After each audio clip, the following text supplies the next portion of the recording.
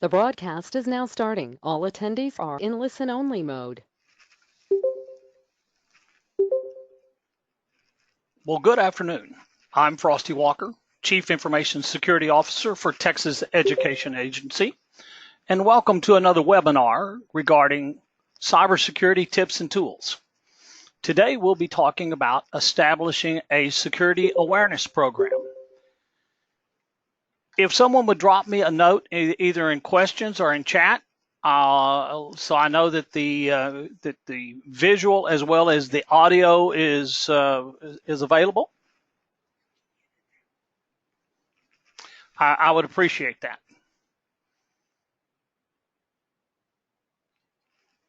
Okay.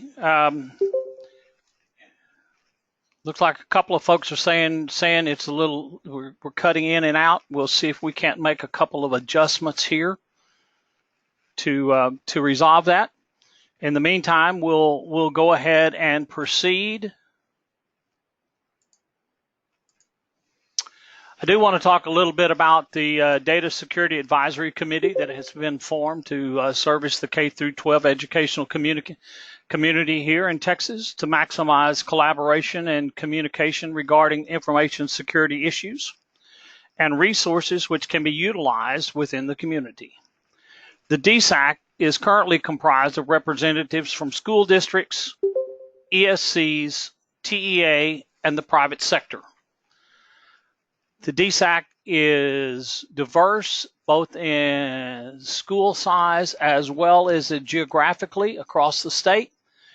It is comprised of folks that are willing to share their needs and ideas and time, hopefully to provide solutions for our everyday cybersecurity issues in the K-12 environment. I want to thank everybody that dedicates their time and efforts to do that.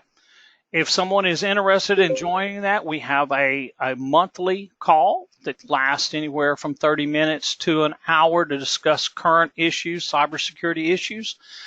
Just drop me a note.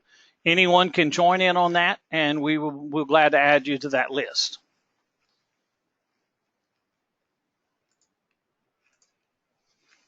Once the DSAC has some solutions regarding issues that are facing our environment today, we post those results and resolutions out on the Texas Gateway. That's at https://www.texasgateway.org under Cybersecurity Tips and Tools. A recording of today's webinar will be posted under Cybersecurity Tips and Tools within the next few days. Should you browse to that website, you will see featured resources, and you'll find cybersecurity tips and tools identified under one of those featured resources.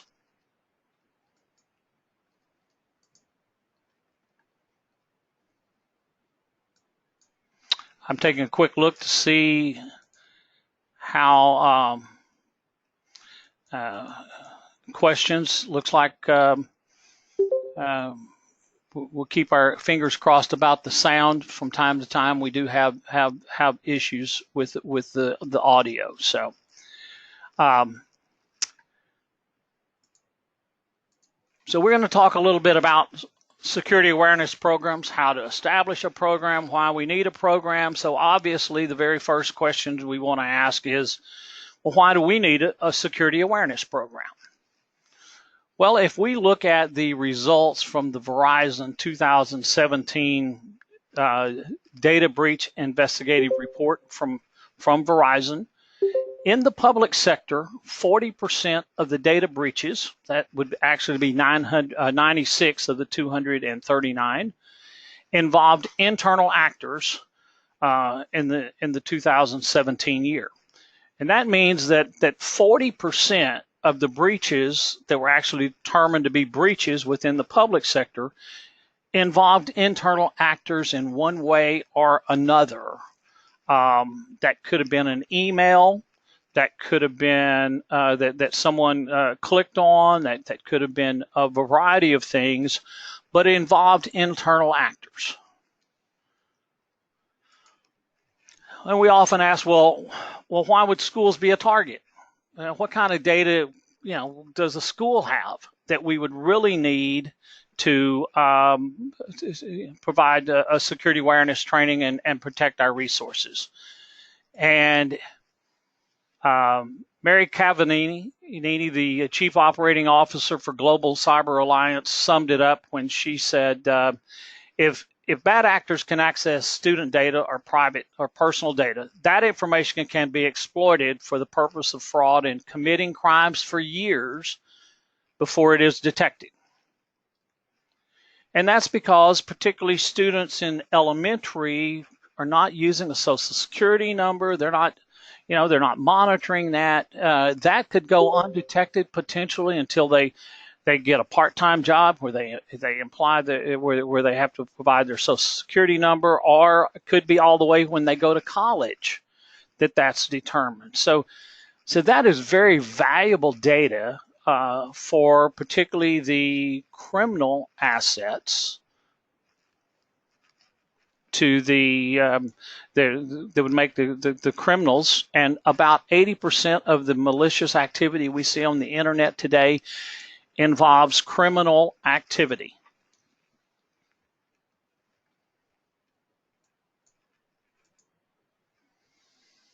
So, what is a security awareness program? Well, a security awareness program is a way to ensure that everyone in your organization has the appropriate level of know-how about security, along with the appropriate sense of responsibility. So there are actually two parts here. Not only do they have to have the know-how of, say, such things as what are we protecting and how to protect that. We look at emails, for example, phishing. We commonly talk about that. How we want to don't click on something that you're not expecting. If you get an email from somebody that looks suspicious, has misspelled words, those types of things, that has a link on it, you should know what to do with that. But also you want to instill the appropriate sense of responsibility, because that's a key part of it. So communicating and instilling responsibility is part of the challenge when we create a security awareness program and we deputize employees as security ambassadors, communicating that security is everyone's responsibility. And for those of you who have joined us in the past, you know that one of my favorite quotes was from John Kill, Texas State Auditor, says you can outsource everything except responsibility.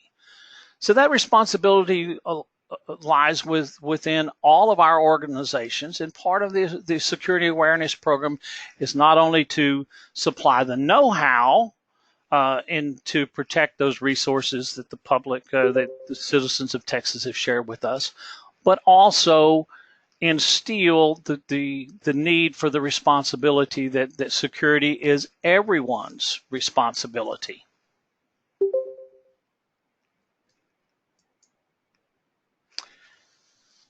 So one of the things that I always like to talk about is are we actually legally obligated to protect the information that we have, or is this something that if somebody says, well, that's just a best practice? Well, we actually do have a Texas Business Code that says it is a responsibility to implement and maintain responsible procedures, including taking appropriate corrective action to protect from unlawful use of disclosure of any personal sensitive information collected or maintained.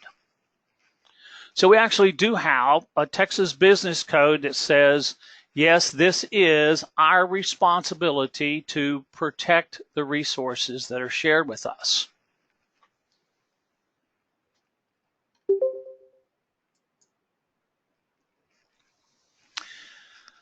So what all would be included in a successful security awareness training? And part of that is going to be determined by your environment.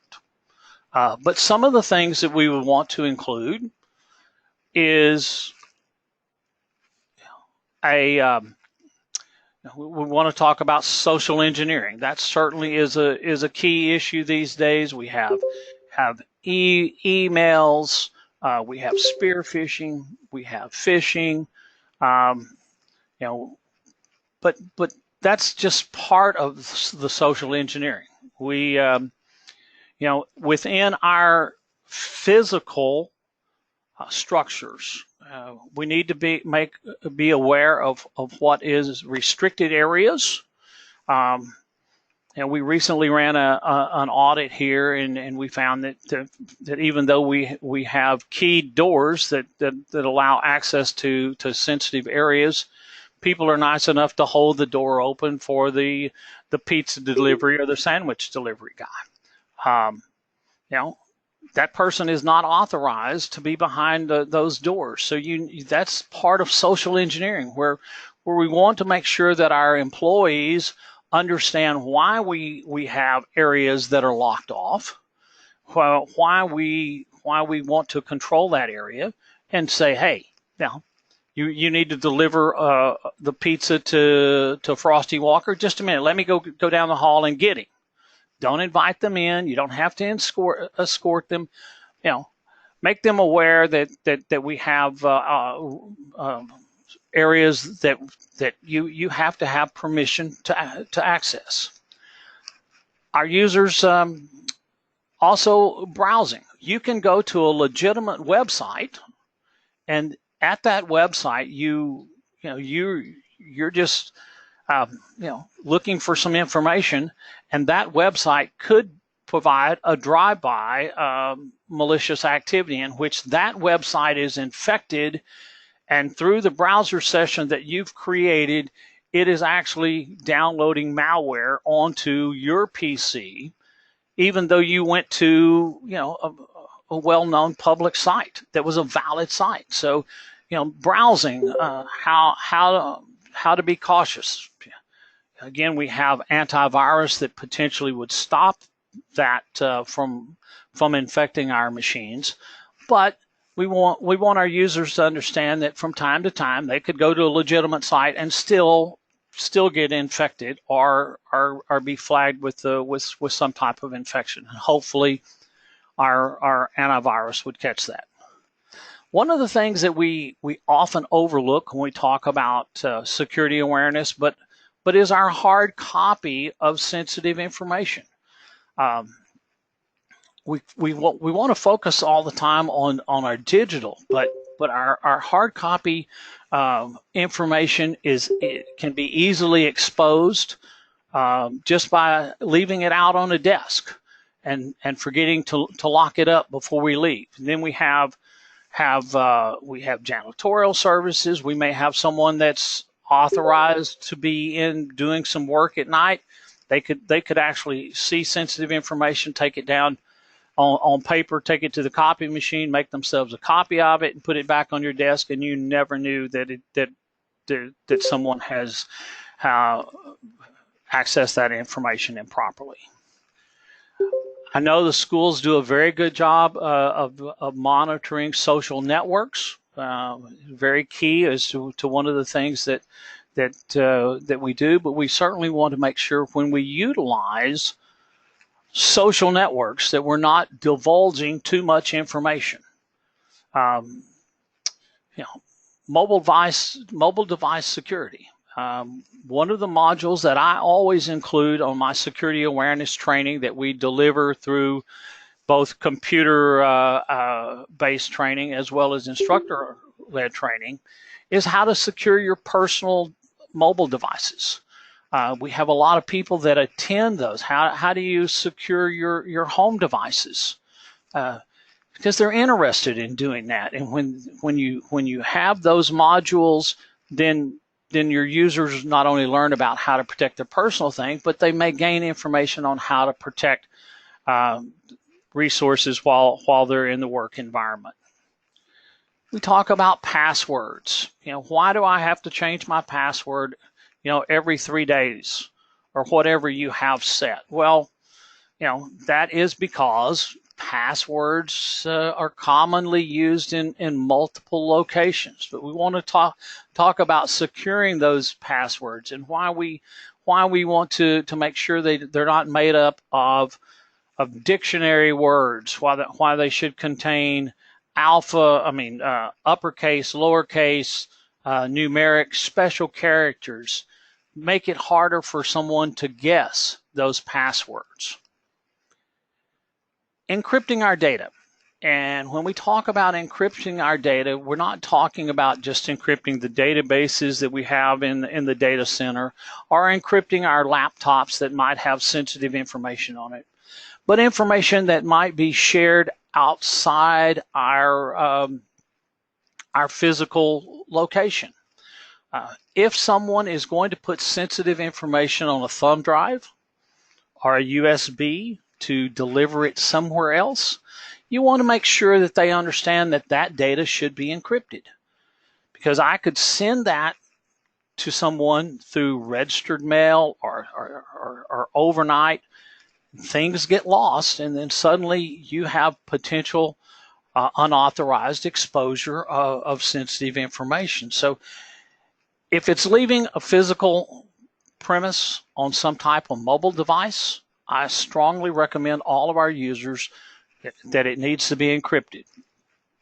Today, if you're using Office 365, you can literally right-click on a file, and it gives you the option to encrypt that copy and encrypt that onto a USB drive, or you can even encrypt the whole USB drive. Another thing we'll include, and we'll talk more about data security, but also data retention and data destruction.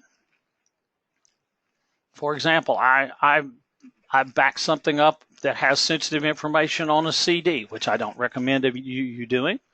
But if it was on a CD, you need to make sure that when you're through using that it's shredded.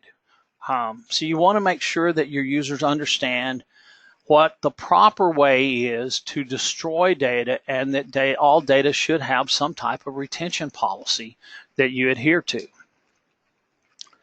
Insider threats. We just talked about that 40% of the affirmed breaches that were studied in the Verizon data breach investigative report that were confirmed as breaches involved internal actors. 40% of that in the public sector. And yes, that public sector includes higher education, K through 12, local municipalities, state agencies. But it's very similar in retrospect when we look at that for insider threats across. If we look just at the education sector, it really doesn't change that much on the insider threat, and the percentage that's discovered involves insiders during a breach. One of the things that we also want to emphasize is, what do we do when we recognize a threat or a potential threat? What should our users, what should they do if they get an email that they suspect is a malicious activity, is a phishing attempt? Should they just put it in their junk mail? Well, that's certainly a possibility. They shouldn't click on anything that's involved in that. You may want to set up a reporting structure where you say, hey, if you think this looks fishy, send it over to the information security group and let them take a quick look at it, so that you're able to go, oh, this indeed is malicious. And I may be able to go to my operations folks and say, hey, can we block this from being distributed to other users within our school? And so we actually do that. Oftentimes we'll get a note from 2 or 3 users, and we'll immediately go to our operations folks. We look at our email, and we see that we've got 63 of those sitting in inboxes that somebody hasn't opened yet. So now I have the ability to delete that message before someone gets it, because we had a few people that recognized that as a potential threat. So you want to make sure that that your users understand if they see something that potentially looks like an unauthorized exposure, they need to report that, whether it's an email or any type of potential unauthorized exposure. You want to report that. Well, a lot of people say, well, how often should I train? Well, I'm just going to say that it should be mandatory for all employees. That, to me, I think that should also include temps, contractors, anyone that is going to access your network. You should require them to take that on a regular basis. Is that once a year? Is that every 2 years? You can make those decisions based on your environment, but you also have to monitor that to make sure that you're doing a good job. A lot of people call me and say, well, what do you think about, when the ability within a security awareness program to send a mock-up fake email to your employees to see how they actually do? Well, some people go, oh, they get so much that's valid. Why should I send them anything else? Well, sometimes you want to be able to check your users to make sure that they are doing the right thing. So if you're using a package or an email that lets you do that, I certainly don't recommend you doing that, very often. You may have your users that get very frustrated with you for sending out a bunch of fake phishing attempts. But it does give you the ability to monitor that program and see how your users are doing without exposing a threat to your organization with releasing someone becoming infected with malware.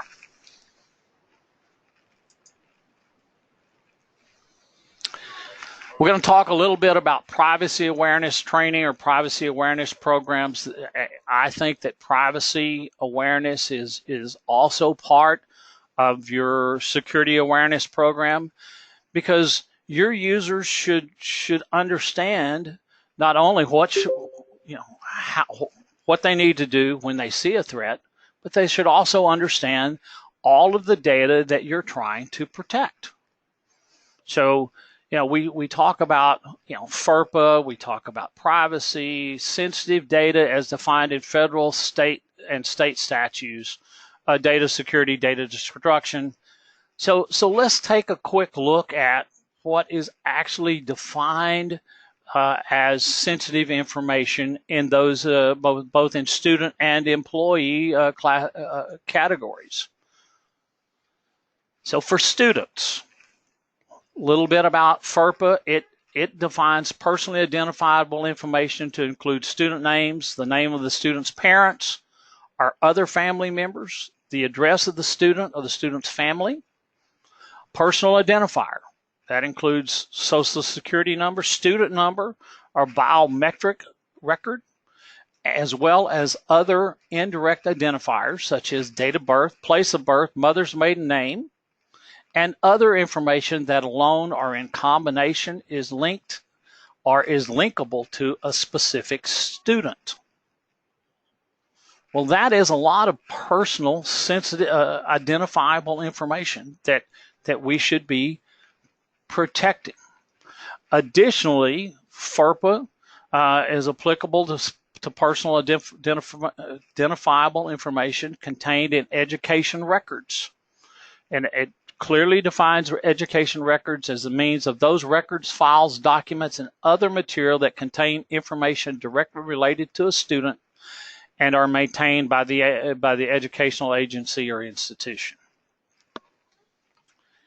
In addition to that, we have some more information that FERPA defines. And in the education field, we're typically familiar with directory information. But that is, a district is permitted to designate certain information about a student as directory information that is publicly available.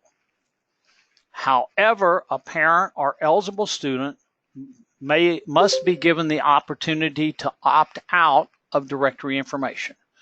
And directory information could include student's name, address, phone number, email address, photograph, a date and place of birth, grade level, enrollment status, dates of attendance, participation in recognized activity and sports, as well as honors and awards received.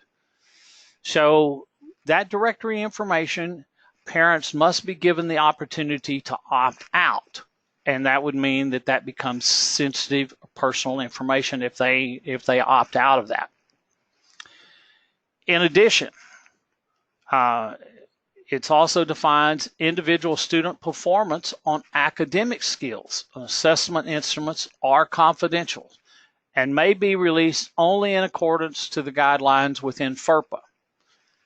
It also does stipulate that overall student performance data must be aggregated. That can be done by ethnicity, sex, grade, subject, campus, district, can be made available to the public as long as that data does not contain the names of individual students or teachers. So FERPA gets fairly specific about some of the information that we must protect under those federal guidelines. Let's take a quick look at some of our employees as well as our educators. So in Texas Education Code, the results, numeric score or pass-fail of an educator certifications examinations is confidential. Documents evaluating the performance of a teacher or administrator is confidential. Home address, phone number, emergency contact information, social security number, information that reveals whether the individual of family members is exempted from public disclosure if the current or former employee of the government body makes the election to withhold such information. So again, your employees have the right to say, I do not want that information disclosed, and that makes that private information. We'll address some of the questions. I see we're getting a lot of good questions coming in here, so we'll address some of those here in just a little bit when we hit the questions section. But thank you all for sending out those for those questions. In addition, for our educators and employees of the districts, the name of an applicant for the position of superintendent of a school district is exempt from public disclosure, except the Board of Trustees must give public notice to the name or names of the finalists being considered at least 21 days in advance of the date of the meeting which a final action or vote should be taken. So again, we are have very specific information regarding the privacy of applicants until they've reached the finalist list for superintendent. Texas Government Code also defines an informer. An informer's name or information that could be subsequently reveal the identification of the informer is exempt from public disclosure. And an informer is defined as a student or former student or employee or former employee of a school district who has furnished a report of another person or persons possible violation of criminal, civil, or regulatory law to the school district or the proper regulatory enforcement agency. So informers are protected under government state government code. Also, credit card, debit card, access device number, a card, code, account number that's used to obtain money or goods or services, all of those things are considered confidential by Texas government code. In addition to that, we have information regarding cybersecurity posture that is exempt and classified as confidential information. And that information that relates to computer network security, restricted information, or the design and operation or the defense of a computer network. The following information is considered confidential: computer network vulnerability report, an assessment of the extent in which data processing operations, a computer program, network system interface, software of a government body or a contractor of a government body is vulnerable to unauthorized access or harm. That is classified as confidential. Information is vulnerable to altercation, damage, erasure, and appropriate in use. So as you can see, we have potentially just defined within federal and state regulations quite a bit of potentially sensitive information. For campuses and school districts that have their own police or law enforcement, we also have a criminal record potential information that's protected under special regulations. So if you have your own law enforcement on your campuses that keep records, track that type of information, a lot of that information is also classified as personal or private information. So, as you can see, we have a lot. We have responsibility to protect potentially a lot of information.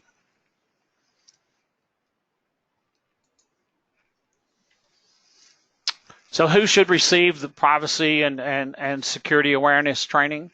Well, my personal opinion is everyone that has access to your information or your data.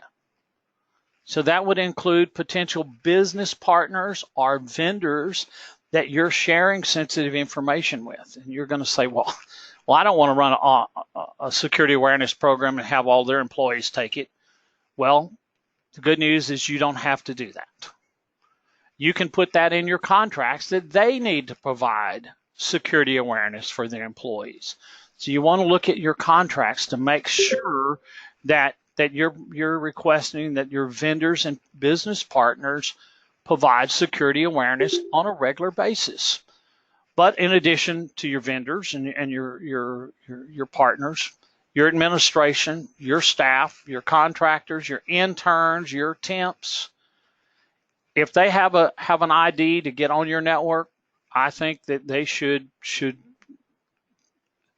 receive your security and privacy awareness training.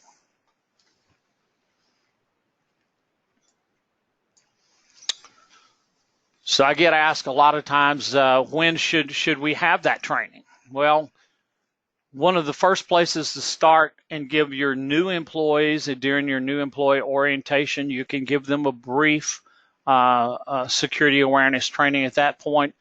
And you have to remember that new employees are trying to absorb a lot of information. So I try to keep that fairly short when we include our employee orientation. I do have an online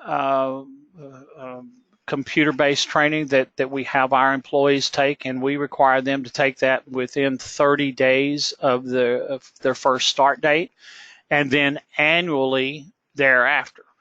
You know, you could make that decision. You say, well, I want to do that every 2 years. Well, that's okay. We're still covering that in a regular basis, and would be fine as long as you're monitoring your program and have some type of understanding of how well your security awareness program is impacting your users.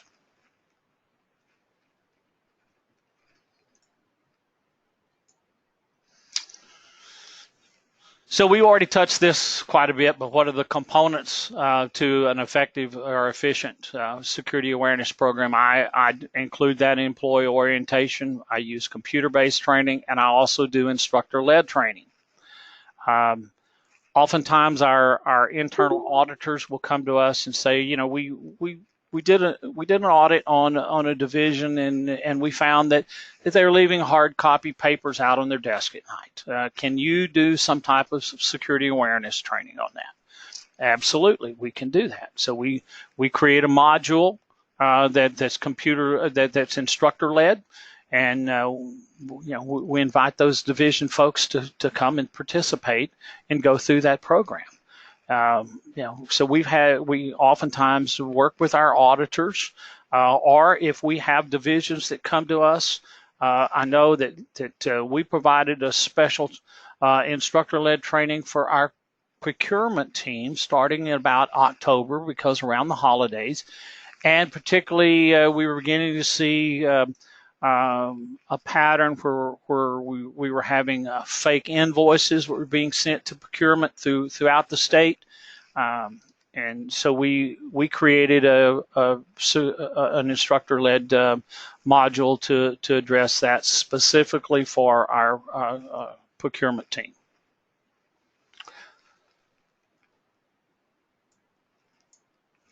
I did want to provide just a couple of legislative updates. I know everybody is always interested in what's going on at the Capitol during the session, and today they're discussing budgets, and we'll probably go till sometime around midnight tonight.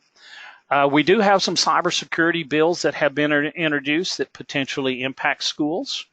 We have a Senate bill 860 or 820, I forgot the number now.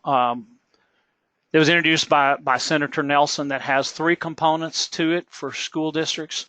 Number one, it says the superintendent must name a cybersecurity liaison to work work on cybersecurity issues within the district and to work with the agency. In this case, that would be TEA.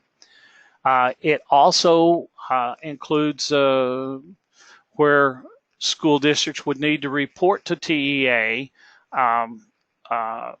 cybersecurity incidents.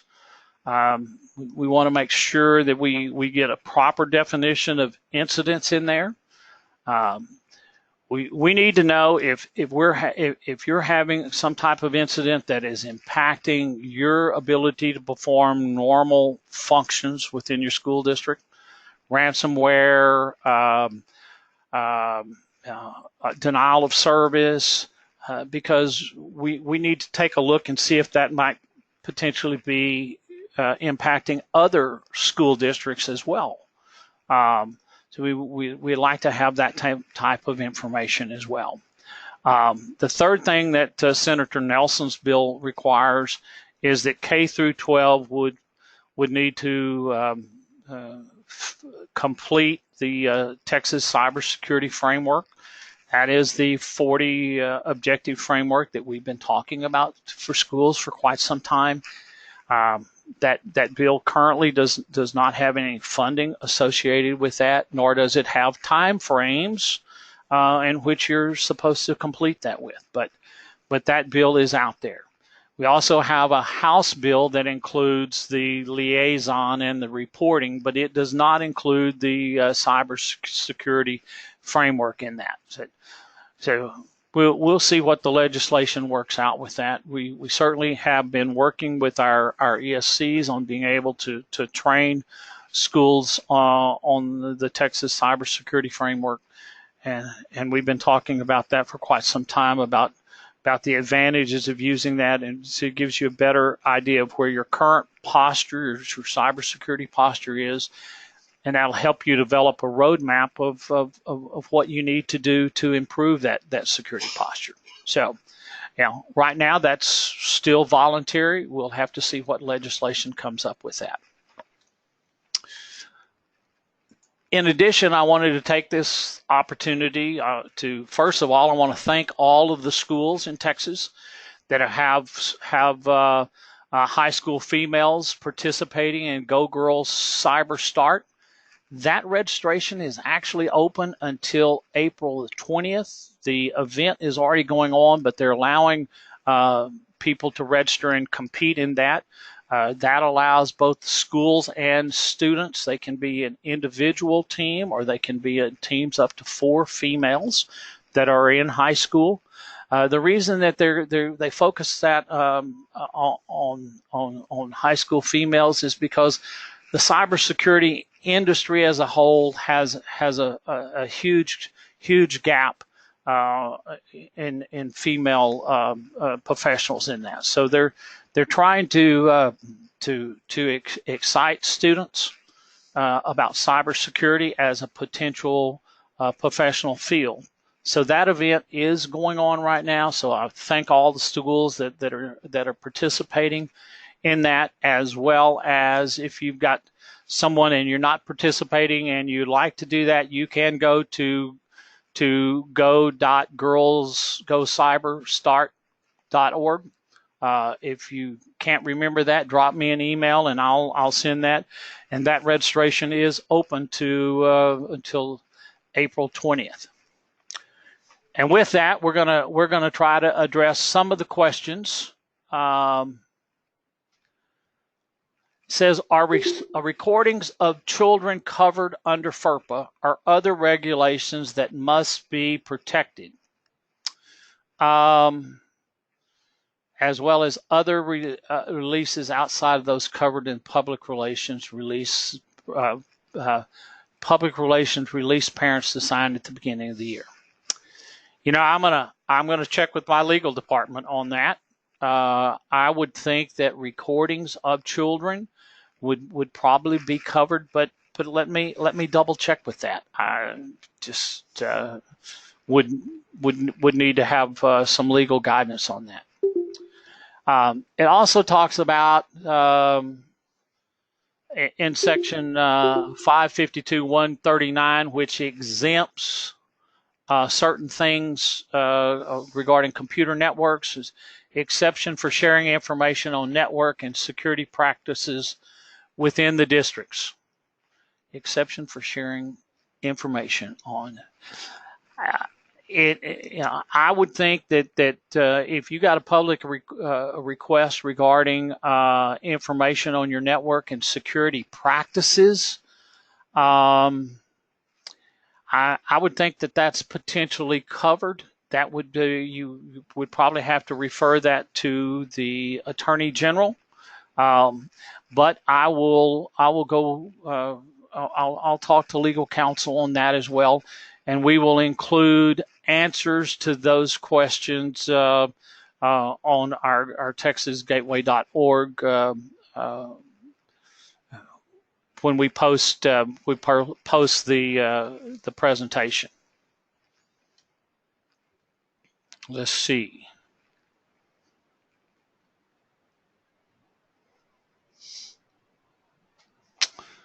Going through my list here.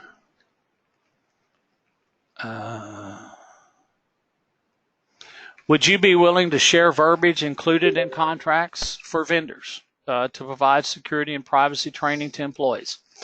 And absolutely, we do that. I believe that that's covered under the privacy agreement, but under the privacy agreement that's being put together for all the schools to potentially use.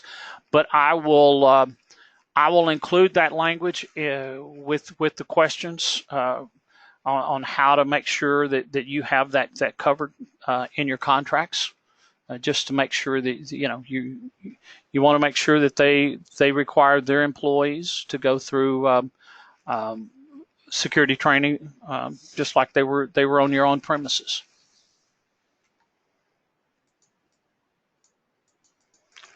See, do you have any advice for vendors to K through 12 schools that can supplement or enhance their ability to implement a security awareness program?